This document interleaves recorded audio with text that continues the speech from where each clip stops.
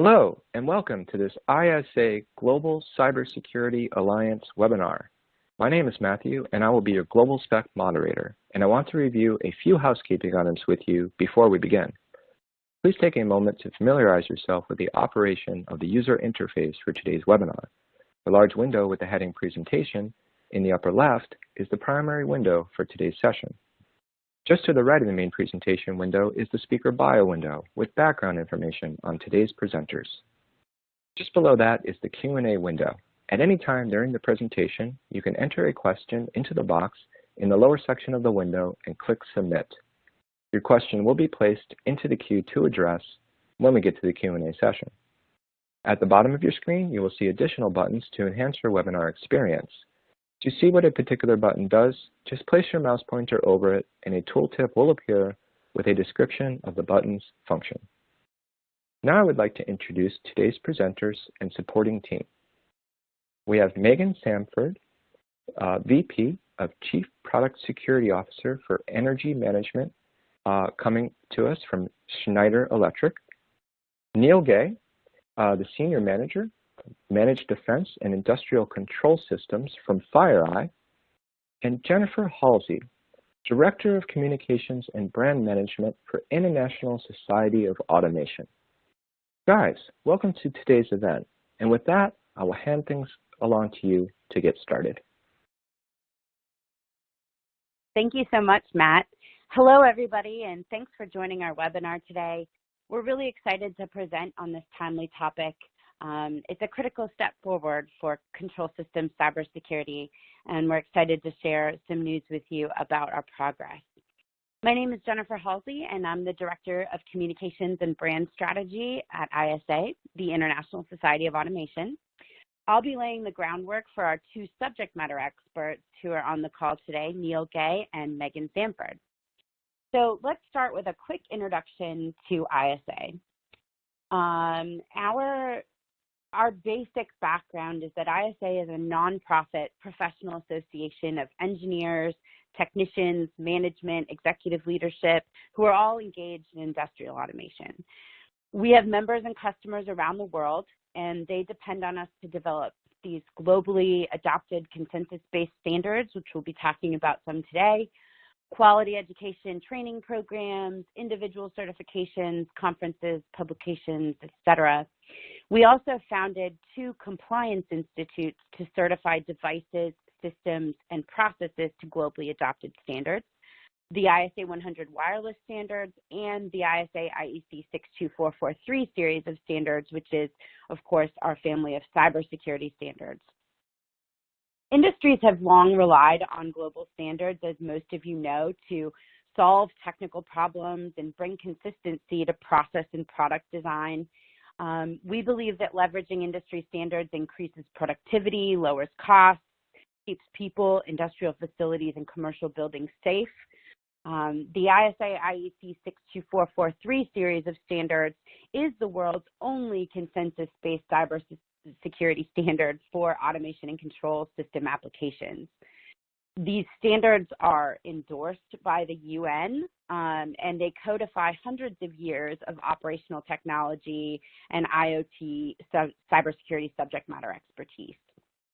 The standards define requirements and procedures for implementing electronically secure automation and industrial control systems and security practices and assessing electronic security performance. I know that's a mouthful, but the series really tries to approach the cybersecurity challenge in a holistic way, and it brings together operations technology and information technology and tries to kind of connect process safety and cybersecurity in different ways to show how the two are intertwined. ISA has really been advocating for smarter cybersecurity approaches for a decade or more through our standards committee, certification body, and then most recently, the founding of the ISA Global Cybersecurity Alliance. We have nearly 50 companies who have joined the ISA Global Cybersecurity Alliance, and they're acting individually and as a group to really serve as subject matter experts in nearly every world region, They're driving adoption of the ISA IEC 62443 series, and they serve as the foundational basis for really assessing and managing cyber risk across all industry sectors.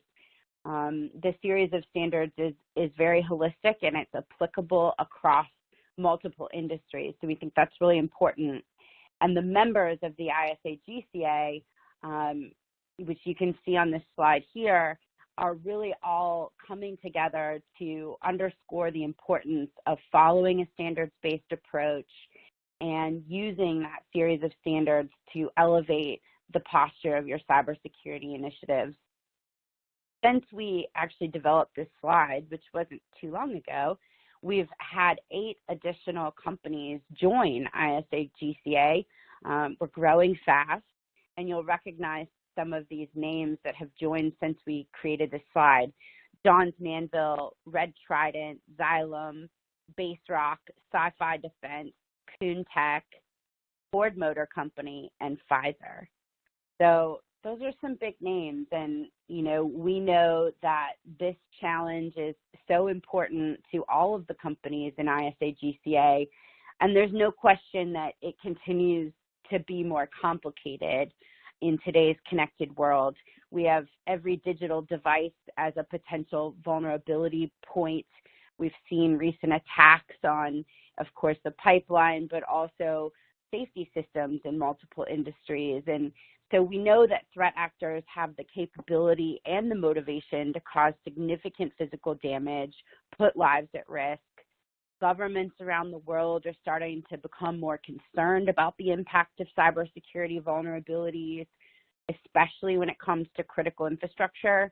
So ISAGCA is leading a public-private partnership with CISA, which is the Cybersecurity and Infrastructure Security Agency, to address some important gaps in industry's ability to respond to cyber attacks. So that's sort of where, we come into play in this conversation about ICS4ICS. We're providing a home where industry can really help government agencies to develop approaches to help companies all over the country, respond when a cyber incident occurs. So that's a perfect transition for me to introduce our next speaker, Mr. Neil Gay, a major in the U.S. Civil Air Patrol, performing air, ground, and incident command roles. And if that's not enough to keep him busy, he also has a day job leading FireEye's managed defense for OT clients. So, Neil, it is an honor to pass to you the proverbial microphone. Take it away. Hey, thanks for that awesome intro. I appreciate it. Before I dive into the meat of the presentation, I want to give you a little story about what brought me here today and what made me interested in this topic. I'm hoping that it kind of sparks an interest in other people here to kind of pick up the topic, learn about the topic, and see what you can do to kind of aid the effort. So as my bio mentioned, I'm a major in the U.S. Civil Air Patrol. So for those of you that don't know much about the Civil Air Patrol, we're the little Air Force-looking Cessnas that fly around in the sky and look for planes that go down or look for lost people. So I've been doing that for about the last 10, 15 years of my life. I'm a transport mission pilot with the Civil Air Patrol. I also do ground operations for them, and I've recently become more involved in kind of the incident command function. We do a lot with disaster response as well. So we do photo missions for hurricanes, tropical storms, tornadoes, all different kinds of stuff, whatever the state may use us for, so to speak, right? Civil Air Patrol has been using ICS, or Incident Command System, ICS, ever since I've been in the organization. So you notice also in my bio that I headed a Cyber Patriot team that finished second nationally. Interestingly enough, before I became involved in this effort, that team organized itself and organized our push to try to win the national competition with the incident command system. We organized, we used all the forms, we had an incident commander. It was actually a neat setup. And this was all high school kids doing this too, which made it even more interesting. On my professional side, I've probably spent the first third of my career in manufacturing control systems. The middle half of my career, I was kind of a system administrator type person, insider threat stuff as well. And the last half I've spent fighting nation state actors in the government. the private sector with FireEye Mandiant. So we're at an interesting kind of point in cybersecurity now, where attackers have figured out that, hey, I can do more than just log in and steal information from companies. We can actually access the control systems. I have observed attackers log on to control systems and steal design plans for products, and that's just intellectual property theft. But the scarier thing is, what can attackers do as far as destructive purposes? Or as we've observed recently with the Colonial Pipeline attack, these companies have to react to the potential of a physical response, right? So what happens if they had compromised the pipeline? What does the pipeline company have to do? And as you saw what they did, they shut it down, right? And that was the response, and that was the sensible response. But the threat of someone getting into industrial control systems is going to drive a lot of interruptions in these types of cases. So if you look at the different disaster types kind of on the screen, they're natural and man-made types. On the natural side, you have a lot of meteorological disasters. So you have hurricanes, tropical storms, winter storms, floods, wildfires, the things that we have that you see on the news all the time. We can have earthquakes, not too much on the East Coast, but sometimes. Tsunamis, volcanoes, there's lots of different disasters that can happen. There's also man-made ones, right? We have terrorist attacks, industrial accidents, aircraft crashes, shipping rail disasters. There's a lot of different stuff that can happen. And FEMA over the years has developed, through the National Incident Management System, they've developed ICS, or the Incident Command System. And it's an excellent way for responders to organize themselves. I heard this quote by Megan some years ago at a conference, and she basically said, the last thing that you want to be doing in a response is trying to fill out templates and figure out what templates you're going to use, right? When you try to write down the notes in a meeting during a response, do you really want to be able to be trying to figure out the format of that template? Because only you're going to know it. The people that reading it now have to hunt through it. They're not consistent, and it's really confusing. Right? So the ICS gives us a great way to organize ourselves in small, medium, large-scale responses. It provides a structure for multiple different jurisdictions to combine their efforts and to keep a unified command together so that there's a clear path to who's in charge and who's given direction and things like that. So it's a pretty helpful way to not only organize yourself in these incidents, but document these incidents and honestly, to be ready for these incidents. Me forward to the next slide here. So there's one thing I left out when I talked on the previous slide, and that is cyber attacks, right? In the past, I think a lot of companies have not looked at cyber attacks as natural disasters. I think the boardrooms may have thought that they were natural disasters with the brand name damage caused to the companies and, the sheer volume of money that was spent to do the cleanup. And, you always have the waste created by the Monster cans and Mountain Dew cans left behind by the incident responders who stay up for 4 days straight to try to figure everything out.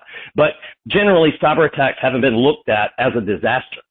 Now, as we move forward into the, 21st century and beyond, we're starting to see that a lot of the devices that used to be not IP addressable, PLCs and functions down low, you're starting to see those things not only be IP addressable, but be accessible, programmable, and everything from a higher level. And attackers have very quickly figured that out.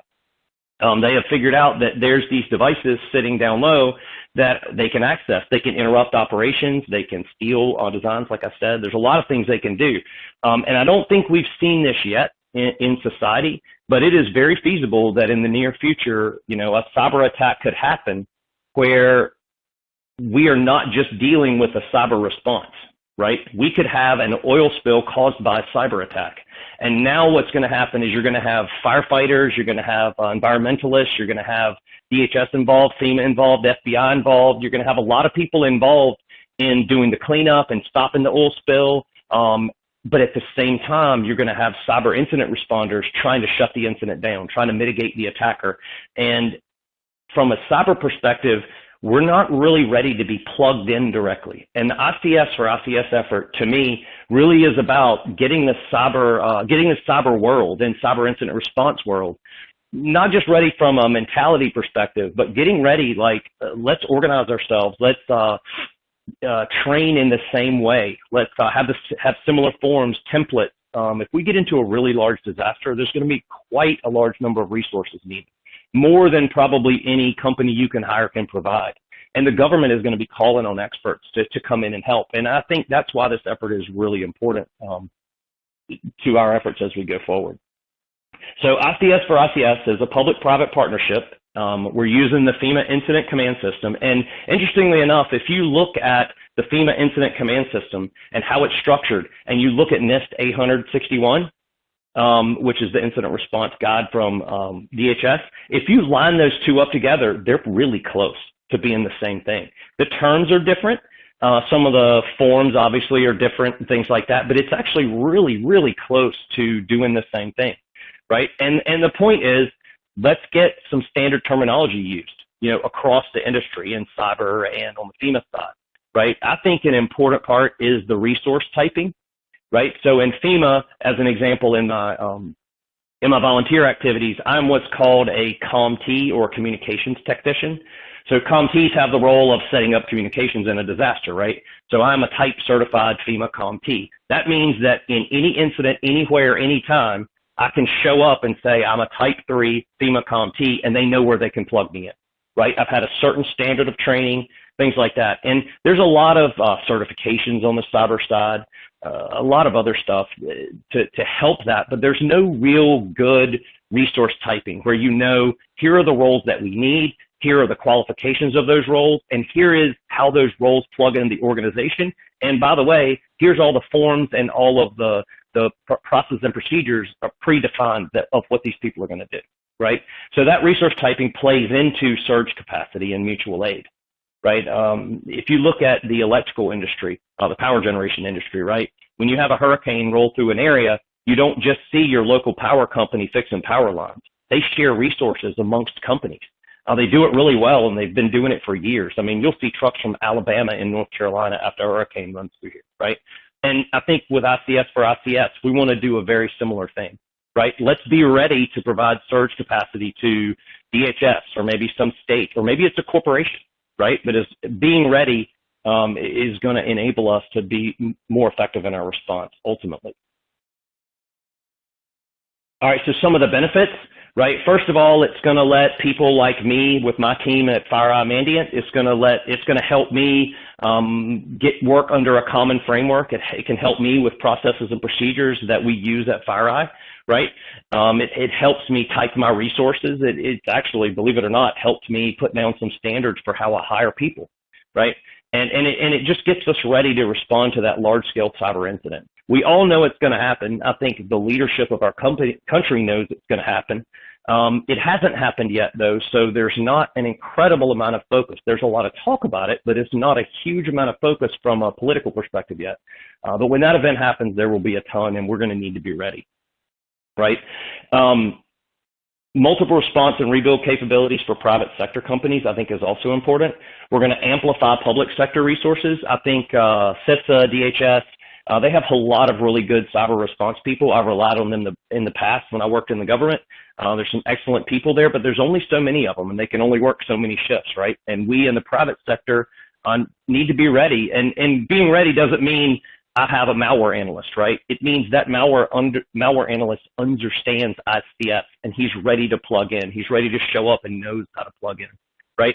And then the ultimate goal of ICS4ICS is to establish that long-term cybersecurity response capability, right?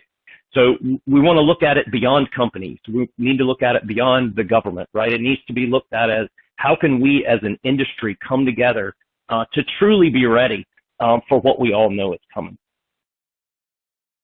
All right, so when you look generally at what FEMA will do during a disaster, right, and this will apply to cyber as well, right, we want to pre-position resources if we know that it's coming, and it's going to come on short notice. With hurricanes, we get some notice. With earthquakes, we get no notice pretty much. Sometimes we do, but usually not, right?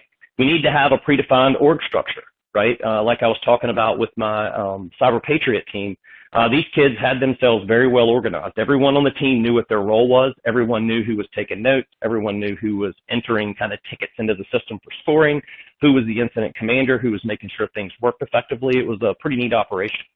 Legal agreements for resource sharing, right? That's very important. In FireEye Mandiant, we have a thing where we enable companies to sign agreements with us before an event even starts. That way, from a legal perspective, you can enable our incident responders immediately, right? And it's a similar concept here, right? As a state or jurisdiction or company, you want to be ready from a legal perspective. You don't want lawyers involved trying to get resources, enabled while you're in the middle of a firefight effectively from a cyber perspective. So legal being part of this upfront is very important. We need to have readiness exercises. I mean, imagine a large-scale tabletop. I know those people in the government probably recognize these. We do them every few years. But it really doesn't extend over to private sector. And that would be a really powerful addition to some of those exercises, is to extend them out. The other thing that's neat about ICS and how it can really help during a large-scale incident response. I don't know that we've seen this in cyber yet. I mean, I've worked on some pretty large incidents, and everyone is actually working 24 hours a day. It's a really, really hard thing to do, and everyone gets really tired. And ICS actually plans for that, right? They have forms that enable the rotation of leadership, right? They make it very clear who's taken over the incident, what the tasks of the previous operational period were, what are the objectives of the next operational period.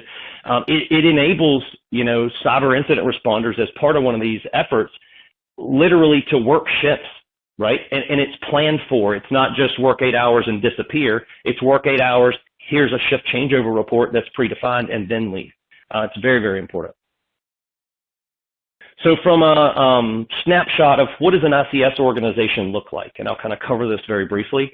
So you have the command element, right? This is the incident commander and his direct organization, right? So you want to define what are the goals of the operational period. What are you trying to accomplish? Are you trying to rescue people off of rooftops? Are you trying to shut the firewalls off at a company? Are you trying to block ports that are going to thwart an attacker? What are you actually trying to get to? That command can also be what's called a unified command. So in a unified command, you may have an incident commander from multiple organizations all sitting in the same room working together as the quote-unquote incident commander.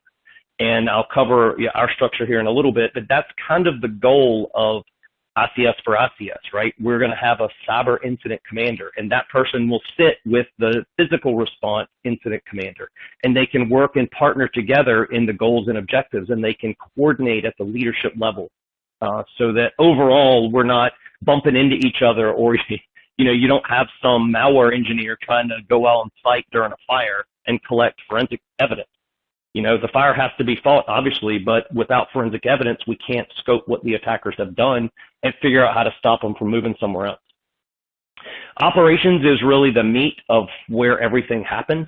This is where you're going to have your actual response function. This is where, in Civil Air Patrol, this is where the Air Operations branch sits. This is where the Ground branch sits. This is where a lot of your strike teams sit, or groups of assets that you can deploy to accomplish a specific task. So operations is literally who is doing the work. The planning section, they have one. The way I look at it is they have one chief goal in this entire function, and that's to maintain the incident action plan. So that plan covers about 6 to 12 hours, right? And the goal is they are tracking everything that's going on. The planning section should be the one sitting in these cyber meetings that are taking notes and figuring out what, translating those high-level objectives from the incident commander into actual strategic things that the operations division can do.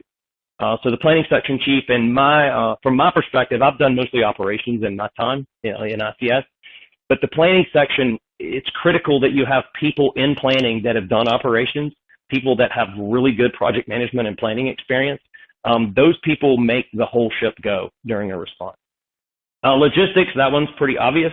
So they are getting supplies for everyone. They are getting, do you need computers? Do we need more fire trucks? Do we need whatever you need? Logistics' job is to go get it. But they also go get people, right? And that goes back to having these people kind of type certified, right? Because if you need malware analysts, now you can, you've already agreed ahead of time who your mutual aid organizations are, so you can quickly reach out to them and say, hey, can you get us 4 malware analysts? That's what we need. Well, now the responding group knows, okay, the logistics branch of this response needs malware analysts. So that you know exactly what to send. You already know who's qualified, and it's pretty easy to just plug them in quickly. And then admin finance tracks probably the most important part of all of this, and that's how much money things cost, right? And keep in mind when you're sharing resources between jurisdictions, that's very, very important, right? Because everyone at the end of the day has to get paid. When you bring in private corporations, they're often going to want to get paid. And it's very important to keep track of the administration and the finance and the payroll and who's done what task part of everything. So ICS for ICS 2.0. So this is our initial stab at how we would plug in, right? How do we plug into the regular FEMA ICS structure?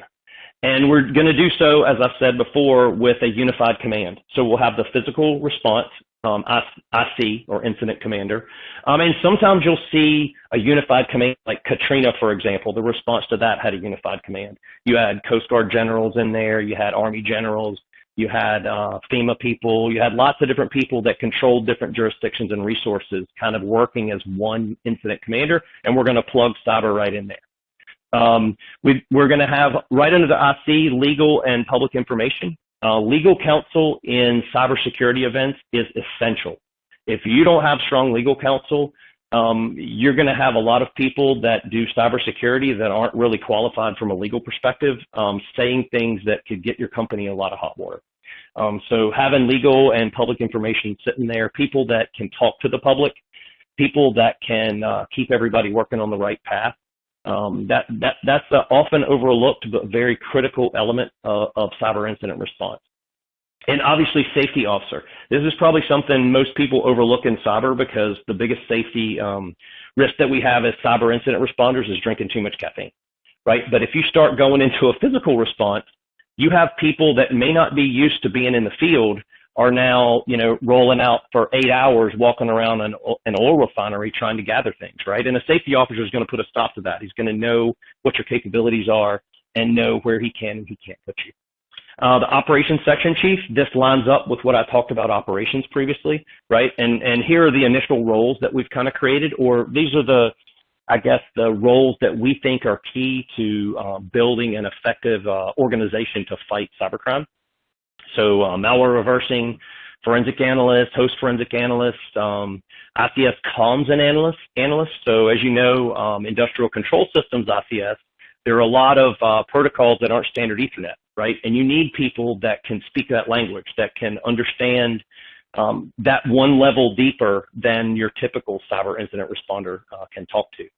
Forensic analysts, and then ICS systems analysts, again, to help on the industrial control system side. I mentioned before branches, divisions, and groups, and strike teams and task force. These are all different organizational units. They're different sized units that plug in different ways. So, do you need one or a single resource of malware reversing? Do you need an entire task force? Do you need a quick strike team? It depends on the size of what you need, but having those well defined so that, again, the logistics section can pull in who they need when they need them and the amount that they need is pretty critical. Under the planning section, we put a neat function under there called Intel. That does exist in the physical response world. There's an Intel function under the planning section, but it's much more important in cyber. I don't want to say it's unimportant, in a terrorist response, right? So physical intelligence is very important. But in a cyber response, you're going to see it in every incident we work, right? Who's attacking us? What are they doing? What could be their goal? What have we seen them do? Let's keep track of what they're doing, what malware they use, and things like that. So that type of person will sit under the planning section. Documentation. Demobilization is another interesting thing that we've put in the design here, and this is also in the regular ICS org chart. FEMA, with the regular ICS, you're looking at really large responses in some cases, and you need to be able to mobilize resources, but you also have to demobilize those resources. Once you mobilize them, you have to have a way that, the incident commander and the planning section and everyone knows that they've rolled off. For example, if County 1 calls in 3 fire trucks from County 2, well, that's mobilizing resources, right? When they go to their leader and say, okay, we've calmed this event down enough, or you've worked past your operational period, we need to send you home now. That's demobilization. And then at the end of the entire event, you're also going to demobilize.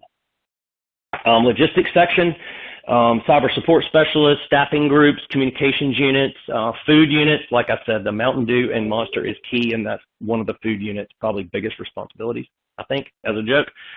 Finally, admin, finance, procurement, insurance claims, cost timekeeper. These are all functions that this all gets done in a cyber incident response today. Do we have people that are identified to do that role only? I don't know that we've, tight resource people that can do that necessarily, but those are important things that need to happen and need to be done. And keep in mind, you don't have to run a single piece of this. You may have a super high-level cyber guy that can do malware reversing and network forensic analysis. I worked with several guys like that in my career. So you can wear two hats, right? You could have someone during one operational period that works in the ops section, and he could work in the planning section in the next operational cycle, right? So don't think of it as one hat is the only hat you can wear. Lots of people are skilled enough to have multiple hats, and they can kind of move around. So back to the collaborators. So ICS4ICS has been, I think when I first got involved in it was about 2 years ago at a conference where I heard Megan speak about the concept of ICS4ICS. And I thought to myself at that time, what a brilliant idea. Like, someone really needs to push this. Well, of course, about a year and a half ago, I got an email from Megan and some of my other friends at work that were basically like, yes, we're actually going to push with this. We're going to get together with ISAGCA, some other asset owners, Fema, DNS, DHS, and INL. We're going to pull this group together of the people that need to approve everything, the people that, people like myself from FireEye that would be some of the asset owners, of the skilled people. And let's pull these collaborators together and kind of formulate the ICS4ICS structure. That's the first thing we did. I just presented that on the previous slide. And then as I roll forward, next steps, we're actually going through and credentialing several of the key roles. So the cyber incident commander, we're going to credential that. We're going to be credentialing some of the planning section chief, ops section chief, with those specific cyber skills that we feel you need. One of the neat things I like about the way FEMA does the ICS is it's not a typical certification, right? This isn't something where you can go take a test and then go work an incident. This is something where not only do you have to have the educational component, of what you need, you also have to prove through working an incident to someone that already has that certification. You have to prove to them that you can do it in what's called a task book. It's not too dissimilar to how the military qualifies people to work, in military jobs and things like that. It's pretty neat because once you're kind of credentialed as one of these team members, the people that hire you or see you or work with you, they can be assured that you haven't just been educated on this topic, you've actually done this topic in a real incident. And it's pretty useful to have that kind of confidence in people. A side benefit of this for companies like Mandy and FireEye, obviously, is as this kind of expands, is it makes it easier for me to find talent, right? Because now I'm not just looking at a resume of certifications, I'm looking at someone that I know has actually done this in the field. We also want to define response plan templates. FEMA has tons of templates, right? There are templates to, start an operational period. There are templates to do shift handover. There is the incident action plan I talked about. And all these things are predefined in the ICS. And I think we need to do some very specific cyber versions of those that I think will really help aid the response. And there's two keys to those templates, right? Number one, you don't want to develop them during an incident. But number two, when you look at people from multiple companies coming in to work these incidents, if I'm reading the incident action plan, and I've just been plugged into an incident, I don't want to have to try to figure out where the different sections are. The sections should be where they are in the standard, and that really makes me a lot more efficient, right? I literally can walk in, pick up an incident action plan that anyone has written, and go right through it in a very quick fashion. And I think that's what's super important about these response plan templates. And then finally, tabletop exercise templates, right? An incident framework is great, but what's really great is when you can actually put it to use. You can test it, right? Were you ready? And I think this may aid a lot of industrial control system security groups in passing some of their audits. I'm hoping that they can adopt a lot of these templates and forms, and just, it's going to speed up the whole industry, we hope, in the end. All right, so how to participate? You can contact Megan. She's kind of our illustrious leader. You can contact myself, Jennifer, or Andre. And thank you for attending today. I appreciate the time to talk to you guys. At this point, I'm going to turn it back over to the moderator for any questions or comments. Thank you so much for that great presentation. And yes, we're now going to move into the Q&A.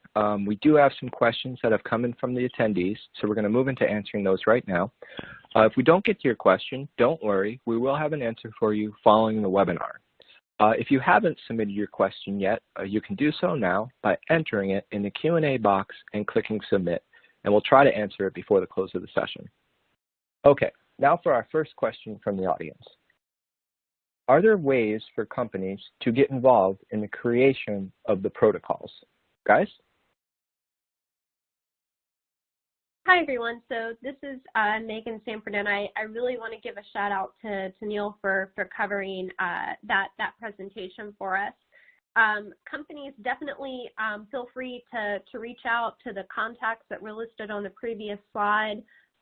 You do not have to be a formal member of the ISA Global Cybersecurity Alliance to get involved. We really felt that this was kind of a community volunteer right thing to do effort, that we want anyone and everyone that wants to get behind this to be involved and be a part of the conversation as we're forming it. Because again, we intend for this to be used by asset owners, by the private sector, as well as by the U.S. government. And I saw where another question came in that was along the lines of, do you see this as being used internationally, not just within the U.S. government? And the answer to that question is yes, absolutely. There are other governments around the world that utilize different versions, I'd say, of incident command system, but at the end of the day, you could airlift a firefighter or EMS or now cyber responder from the U.S. and look at a plan from Australia or England or New Zealand. They would absolutely be able to understand kind of apples to apples what's going on, even if the systems are called slightly different things. But yes, we anticipate international adoption of this. I can't give too much detail, but I did have a representative from a New Zealand government agency reached out stating that they were very interested. This had been something they were thinking about for a while, and they're now in contact, for example. Excuse me, and apologize. I know I sound horrible. I'm recovering from allergies this week, so you'll have to bear with me there. Do we have another question come in, Matt? Absolutely, and thank you so much for that. And I'd just like to remind the audience, we're in the Q&A session. We have our experts online and ready to answer your questions, so please send them in. We have a number of great questions waiting for us, so we're going to try to get through everything. But again, if we don't get to your question, we will have an answer for you following the webinar. Okay, now for our next question.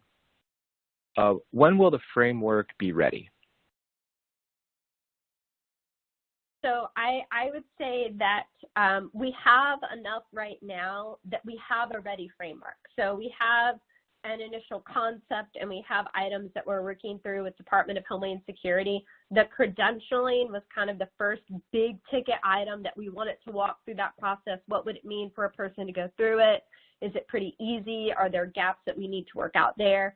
So credentialing has definitely been the focus, and then what will be the follow-up, which is where, in my mind, most of the value is being provided through the templated response plans, through the framework itself. So again, the framework is pretty much ready. I'd say we're at 80%. The last 20% will be kind of officially, where is the program housed? How does it work between ISA Global Cybersecurity Alliance as well as DHS? And then how do we create kind of onboarding materials to really, formalize the process for companies to go through this and, get engaged and get up to speed and actually be able to benefit from the use of the framework pretty quickly. That's our next step. So we're polishing things up right now. Excellent, thank you for that. And we have a few comments coming in about your voice. It's perfectly fine, so well done. You sound great, no problem. Thank you. Okay, now for our next question from the audience. What information and configuration principles and how-tos are there currently for SCADA, S-C-A-D-A? Sure. So I think this is probably a question rooted more in the IEC 62443 standards themselves. And so that level of detail for how to say do proper network segmentation or do proper device level security or system hardening, that would be found within IEC 62443 4-2 for product, as well as 3-3 for system. And the risk assessment process that a company could go through to identify those system level gaps would be a 3-2 risk assessment. Excellent. Thank you for that. And while we take a moment to sift through these amazing questions coming in, I just want to take a moment and mention a few things to the audience. This entire webinar, including the Q&A session, will be available for replay. So you can come back and watch this again. It will be available for the next 90 days following this live session. And to reiterate, we're currently displaying a slide with some points of contact. We encourage you to get in touch and to find out how you can participate as well. We'd love to hear from you. Okay, and as a reminder, we are in the Q&A session now. You can still submit your question by entering it in the Q&A box and clicking submit, and we'll try to answer it before the close. Okay, moving back into our Q&A session. Next question from the audience. Will this be mandated or managed at the state level or federal level? That's a great question. So I think conceptually, just like National Incident Management System and Incident Command System are the resources, the framework, the documents, the materials, the templates, the credentialing process, all of that is currently managed at the federal level through Fema. We anticipate leveraging all the great things that they already have in place from a federal level, but the GCA intends to really be the home and the conduit for the industrial control systems aspect, kind of an initial, I guess, greeting place for companies that we routinely interact with in our community to be able to get hooked in with the Fema process and understand and contextualize this property properly from an industrial control system cybersecurity standpoint. So the simple answer is it would be managed and administered at a federal level. However, I always caveat that statement with all emergencies are local. They begin local and they always end local. And so in order for the execution of this to actually be achieved, it has to be adopted at the local level with localities, just like they are with fire departments and EMS today, as well as the private sector companies that reside within these localities. They need to get hooked into that emergency management construct. They need to know who their local emergency manager is if they don't already. If that's not already in their emergency response plan, Neil touched on this a little bit earlier in saying that it's not unlikely that in the future you could have a cyber attack that has kinetic results, that results in an oil spill or some other man-made disaster where it's more of a physical response that's required as well. And the good thing about it is that if you have such an event occur at your facility, you'll already be clued in to respond together with the local fire department that's showing up, with the local EMS. And then if the situation is larger in scale, again, which would not be out of the ordinary considering anything cyber tends to get a ton of attention even from national news outlets, you would have that tie-in to state emergency operations centers, which are sometimes called MACs, which are multi-agency coordination centers. And again, you're just getting hooked in with their leadership. You're understanding what actions and capabilities they have available to help you and support you in your response, as well as being on par with how your company decides to run its response. And you're hooked in with all of those wonderful capabilities that you want to be at the front of those conversations, your legal counsel, your senior leadership, your comms, your public information officer. Very, very important for all of those things to be operating in line with what your locality as well as the state government may have to say, as well as what federally you want to be putting your best foot forward. So absolutely, again, this will be managed federally, executed locally, and everything at the state level in between. The intent is for it to be an interoperable response. Amazing. Thank you for that. Okay, and we're going to continue on in the Q&A session.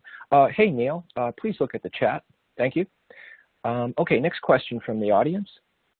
Do you anticipate regulation that covers cybersecurity? And if so, would that regulation include this program as an approach for incident response? Sure. So I think that, you know, all the tea leaves are telling us that there will be an appetite for some type of increased regulation in the space. Being an advocate of ISA and ISAGCA, as well as the 62443 body of standards, we seek to demonstrate that we are already responsible actors in this space through our support, adoption, and compliance to 62443. That's how we show that not that we don't want regulation, but that we're prepared for it, because in most ways we're probably already meeting the intent of regulation today. That's really one of the key selling points of 62443, is that we've been at this for a number of years now. So this should not be coming as any surprise to anyone that's been doing cybersecurity in the industrial space. I will say that with this appetite for potential regulation, incident response is absolutely an area that, even if you look at the new executive order that came out of the White House last week, it does mention incident response. And I think the key issue there for the U.S. government is that they are seeking ways to, number one, become notified, right, when there's a big incident. If you take a look at Colonial pipeline attack that happened, you know, incidents of that magnitude, CISA certainly wants to know about it. They want to be involved and support however they can. And importantly, they want to understand what potential cascading impacts could result from that asset being offline, right? So if you're Colonial Pipeline, all of us felt the cascading impacts from that asset being down or production temporarily being diminished at that facility. So again, they have an appetite for doing something in the space. We should anticipate that coming. In terms of, you know, requiring companies to follow incident command system for industrial control systems, you know, I don't know. I'd say I don't see that happening immediately. But what I can tell you, and this is, you know, kind of, you know, my professional hat on now from a, you know, incident responder perspective, is that I would much rather want to tell my leadership that by already complying to incident command system, we are in a much better place in describing our goodwill to the U.S. government and other governments, that we absolutely intend to be interoperable with them. We want open lines of communication. We want them to know that we're a responsible actor. It is a much better story to say, I know that I'm following a consistent system that is backed by every single other response function in the United States, right? Especially as Neil described, this is what firefighters, EMS, everybody else already uses this. Cyber is the outlier. Cyber is the only official recognized disaster area that does not follow incident command system. And so again, I think that you're in a really strong position to be able to say, my incident response plan follows this standard framework, and therefore we believe that we are in good shape for whatever regulation might be coming in the future, rather than being on the opposite side of that conversation where you're having to defend a response plan that only your organization knows. None of your customers are familiar with it really, and you're not familiar with their response plans. The inherent lack of interoperability is what I would be, you know, very, I guess, very anxious about if I were having to defend that. Thank you for that. Okay, it looks like we have one last question that we are going to slide in there, and then we'll move to close. So here it is. Here's our last question for now. Will the protocols be tested before they're rolled out more broadly? Sure.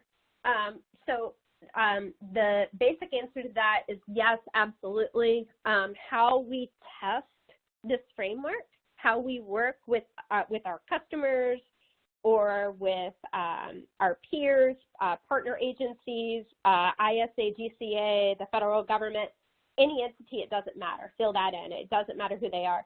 You test your interoperability and the efficacy of the plans through tabletop exercises, which Neil mentioned before. And that some of the, if you were to kind of go back and look at that org chart and think of applying it within your organization. Okay, well, who typically serves as the incident commander? Who's typically, organizing the notes and sending out the emails? That may be your planning section chief. Who's actually hands-on keyboard conducting digital forensics incident response or DFIR work, the operations side of the house. If you begin to imagine this in your mind right now, that's kind of walking through a facilitated discussion on how would this actually work. And again, incident command system is not about throwing out the response plan that you already have. It is simply an overarching framework that allows you to hook in and have common terminology and common rules and resources as you're responding. So tabletop exercises are the way that we exercise how this framework works together to provide more granular detail. But yes, absolutely, this will all be tested and worked through and discussed, pretty much as part of just owning a core program around this. Tabletop exercises are required to be done regularly. All right, thank you for that. And that was our last question, so we're going to wrap things up right there. So guys, thank you so much for that amazing presentation and also taking the time to answer some questions from the audience. I'd like to also thank our audience members for being part of this webinar event. You will be receiving an email from us with a link to the on-demand version of this presentation, so you will be able to come back and watch this again or share it with your colleagues. And lastly, please take a moment to complete a survey, which will appear on your screen at the end of this live webinar. For on-demand viewers, you will find the survey located along the bottom of your attendee console in the survey widget. Again, thank you for taking the time to attend this webinar event. Take care, and we'll talk with you soon.